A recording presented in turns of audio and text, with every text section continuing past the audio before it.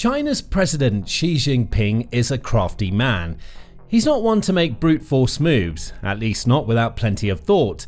Instead, he likes to work behind the scenes. Xi uses policy to create influence before using that influence to ensure China gets exactly what it wants. This approach has played out plenty of times in Asia and Africa. But now, Xi may have his sights set on bigger fish, a supposed ally, Russia. Ever since Russian President Vladimir Putin invaded Ukraine, Xi has cleverly made his supposed Russian ally increasingly dependent on China to keep the war going. Now, Putin is in a bad position.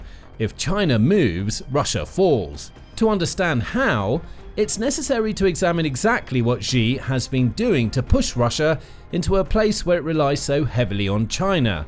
And nowhere is that push more evident than in the oil trade. For decades, oil and other fossil fuels have been the lifeblood of the Russian economy. The Atlantic Council revealed this in a May 2024 article examining the true impact of Western sanctions against Russian oil and gas. It says that in 2021, Russia sold oil at an average price of $69.1 per barrel, generating $115 billion from its combined oil and gas sales. That money accounted for 6.8% of Russia's federal budget as a percentage of gross domestic product, or GDP, meaning it made up 35.6% of the federal budget's revenue. When 2022 came along, Russia was in a better position than ever. Putin launched his invasion of Ukraine in February, believing that he held all of the cards. Europe in particular was beholden to Russia's oil and gas. Despite all of the continent's bluster, it would still have to buy from Russia, and during the first year of the invasion, Putin seemed to be right. Russia was able to charge an average of $76.1 per barrel of oil in 2022, which led to revenues of $172.8 billion. However, those revenues hid a secret. Russia needed these oil sales to continue its invasion once the Ukraine war turned attritional. That reliance becomes clear in the percentages. Oil and gas sales accounted for 8% of the revenues of the Russian federal budget as a percentage of GDP in 2022, meaning they made up 42.1% of the federal budget's revenue that year. Putin would have been happy to keep the gravy train rolling. However, 2022 also saw the US, Europe, and many of Ukraine's other allies get their collective acts together to start implementing sanctions. The effect was almost immediate, says the Atlantic Council. By 2023, Russia was selling oil at an average of $63.4 per barrel. Its oil and gas revenues for the year were just $104 billion, $11 billion less than in 2021, and a staggering $68.8 billion less than the 2022 figures. By now, a natural question arises. What does any of this have to do with China and a move it could make to cripple Russia? The answer lies in what happened between 2022 and 2023. When Ukraine's allies sanctioned Russian oil, they pushed Putin into a position where he couldn't sell anywhere near as much to his enemies as he had in 2022. So Russia needed to look for other customers. And who was waiting in the wings, ready to snap up Russia's oil at a bargain basement price because it knew that Putin was getting increasingly desperate to find the funds he needed for his war? Xi Jinping and China. Since 2023, China has emerged as the biggest customer Russia has for its oil. Defense Blog says that in 2023 alone, Russia exported $250 billion worth of crude oil, gas, coal, refined petroleum products, and gold, the majority of which either went to China directly or was routed through the country en route to other locations. As of June 11, Defense Blog says China accounts for $129 billion of Russia's exports. That's a huge slice of the $200.3 billion Reuters says Russia is expecting to earn from its oil and gas sales in 2025. More than 60% in fact, which creates a problem for Putin.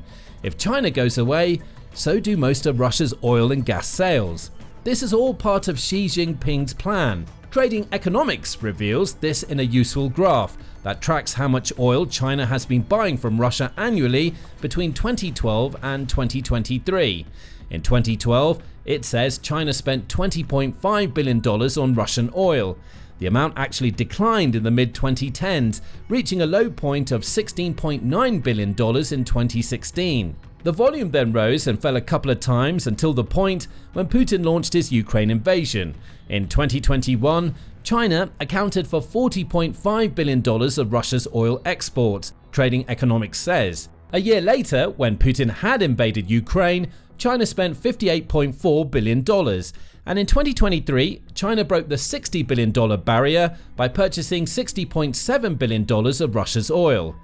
Bear in mind that these 2023 purchases were made at a time when Russia was being forced to charge around $60 per barrel when it could have easily have been charging more. It's hard to miss the opportunism at play here.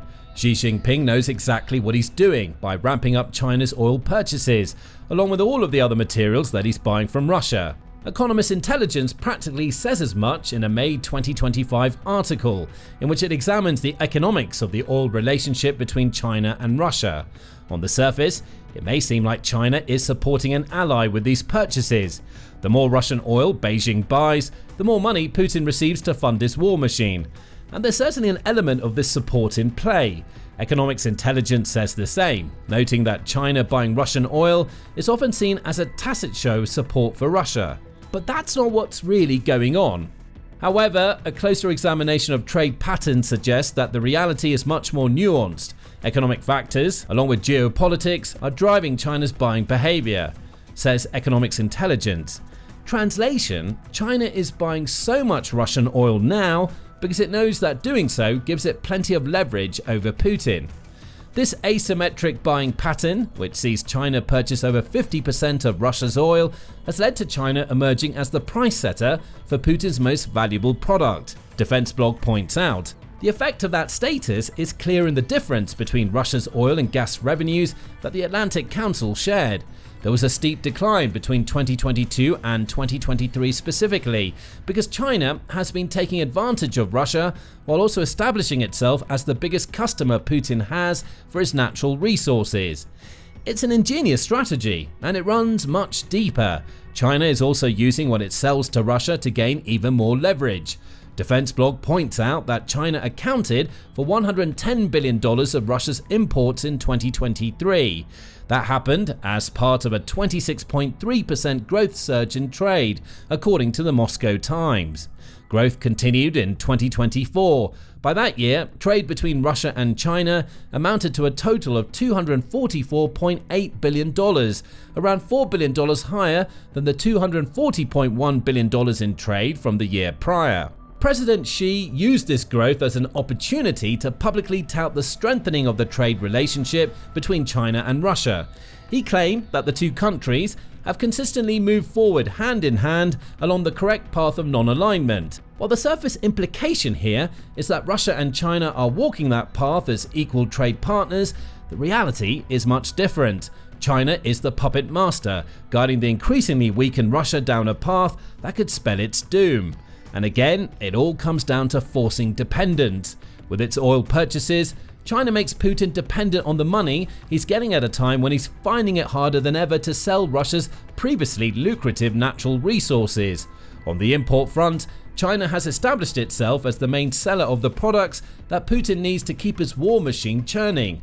Defense Blog says that China has filled critical gaps in Russia's domestic production, particularly in microelectronics, industrial machinery, and commercial goods.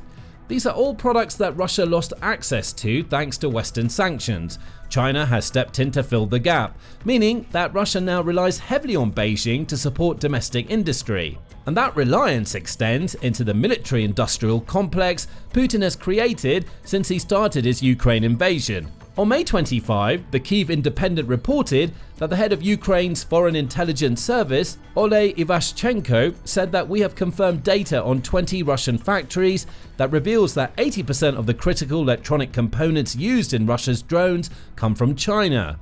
Those drones are vital to Putin's ongoing war plans. He plans to build at least 2 million of them by the end of 2025, meaning he's going to buy even more components from China as the war drags on. Putin has to. He can't get those components anywhere else. There is information that China supplies machine tools, special chemicals, gunpowder, and components specifically to military enterprises, Ivashchenko added, according to Ukrinform. Again, these are all products that Putin needs and can't get from any other country if he's going to keep his ill-fated Ukraine invasion going. It's gotten to the point where Chinese-sourced parts are present in almost every modern Russian weapons platform, claims Defense Blog. Tanks, missiles, drones, radars, optics and guidance systems. Russia can't build any of them without China's help. And even if it tries to rely solely on Shahed drones purchased from Iran, it still can't escape China's grip. Those drones use Chinese components too. Xi is playing a very clever game here. With his exports to Russia, he's making Putin even more beholden to China. It's also a nice little bonus that China is making much of the money it's spending on cut-price Russian oil back with these sales. Xi gets a valuable commodity he needs for less than what he should be paying, and the money that he's spending on that commodity is getting pumped right back into China's economy. All of this is happening as China also makes greater waves as a weapons manufacturer. According to the Stockholm International Peace Research Institute, or CRIPPLE, China was Russia's largest weapons client between 1999 and 2006. Back then, China accounted for anywhere between 34 and 60% of Russia's annual weapons exports, depending on the year. Then things started to change. China began focusing on building its own weapons rather than buying them from Russia. CRIPPLE says that the shift began in 2007, when China's purchases of Russian weapons dropped to account for only 25% of Putin's sales. By 2010, the number was down to 10%, and though Russia still accounts for 77% of China's foreign weapons purchases in 2024, as reported by the South China Morning Post, that doesn't mean much when Xi is buying fewer weapons than ever before. Arms imports in China have dropped another 44% between 2019 and 2023. The takeaway here is that China is buying far fewer weapons from Russia than it did back when Putin first took power. And that's another major problem for Russia's leader. Why? Two reasons. First, Russia is making a lot less money from selling weapons to China than it did in the past. With the Ukraine war in full swing, it also can't attempt to claw any of those sales back as it needs the weapons it's producing, with Chinese components, to continue fighting. Second, and more worryingly for Putin, this reduction in purchases shows that China seems to have plans to overtake Russia as one of the world's largest weapons sellers. It's not there yet. Geopolitical Economy reports that between 2020 and 2024, the US accounted for 43% of the world's weapons sales. That was 7 times more than China and 5 times more than Russia, with this disparity indicating that Russia is still selling more weapons than China internationally. For now, both are also on the decline compared to the US, the same resource says, though it's in this decline that Russia's emerging problem becomes clear. Between 2020 and 2024, Russia's global arms exports fell by 64%. China's, on the other hand, declined by just 5.4% during the same period. Both are selling fewer weapons than they were, but it's Russia that's being hit hardest. Right now, the US is stepping in to fill some of the gaps Russia's decline has left behind. It's not too much of a stretch to assume that China is planning to do the same thing. Defense Blog says that Xi is already setting the stage for this to happen. Beijing, meanwhile, has expanded its own weapons production base and now outpaces Moscow in nearly every metric. China produces more 5th-generation fighters, field tanks with active protection systems, and maintains a modern blue water navy, including multiple aircraft carriers built without foreign assistance, it says. All of that Chinese weapons manufacturing is in service of strengthening the country's military at the moment. But in the future, Xi could be planning to start offering more of these weapons his country is building to other countries, which could lead to him taking a massive bite out of the Russian arms industry, which is already in steep decline. So there are a trio of factors at play here. China has made Russia dependent on Beijing's oil purchases, along with its purchases of other natural resources. It's also made Russia's entire weapons industry dependent on Chinese components, and it's done all of this while it quietly levels up its own weapons manufacturing, potentially with a view of overtaking Russia as the second largest weapons seller in the world. All of this, coupled with Russia's increasingly fragile presence on the geopolitical stage, offers us a clear glimpse into Xi's opportunism. As Russia's leader is trying to deal with all of these problems, Defense Blog says he also has to deal with a combination of Western sanctions and internal corruption, forcing Russia to fall behind on the technological front. Again, China is there to take advantage. It's making greater strides in AI-enhanced weapon systems and laser technologies, Defense Blog says, and it's also creating the lightweight materials other countries need to build their own more advanced platforms. Putin is also dealing with the reduction of Russia's influence throughout Asia. In December, the fall of Bashar al-Assad's dictatorial regime in Syria highlighted Russia's growing weakness on the Asian continent. Wrapped up in his Ukraine invasion, Putin couldn't spare the resources needed to protect al-Assad from the rebels in his country who wanted to depose him. The result? Al Jazeera says that al-Assad is hiding out in Russia as Syria charts a new course where Putin has far less influence over what the nation does.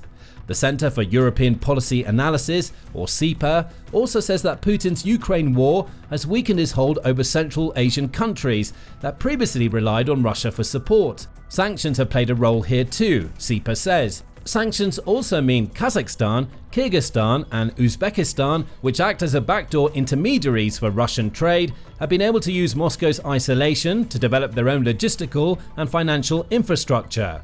In other words, small countries that once needed Russia are now taking advantage of Putin's situation, just as Xi is doing. Defense Blog adds that Putin's Ukraine invasion has also forced him to hollow out Russia's defenses in Asia. Weapon system, particularly anti-aircraft systems that once protected nations that fell under Putin's umbrella, have been drawn into Russia and replaced with dummy launchers, the blog says. That's not great for a leader who relied on promises of security to create influence. China may soon swoop in to offer the security that Putin is failing to provide. All of this leads to the one move that Xi could make at any point to cause Russia to fall. And it's an extremely simple move born from a complex interweaving of policies that have weakened Russia for years. What's that move? Pull the plug. Whenever Xi wants, he could stop buying Russia's oil and switch to other suppliers. He could also pull the plug on China's export of key components. Within months, the unrelenting pressure that Putin has exerted on Ukraine would start to wilt as the money and weapons that Russia is only able to procure because of China run out. Putin would become a lame duck, and China would be able to take advantage.